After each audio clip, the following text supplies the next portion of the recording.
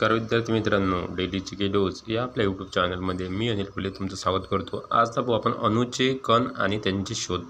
इलेक्ट्रॉनचा शोध कोण लावला?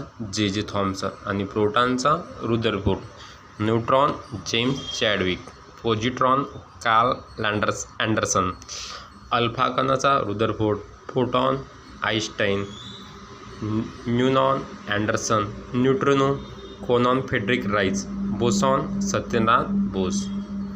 द इलेक्ट्रॉन बॉम्ब, इलेक्ट्रॉनचा शोध कोण लावला? जे थॉम्सनने 1897 मध्ये।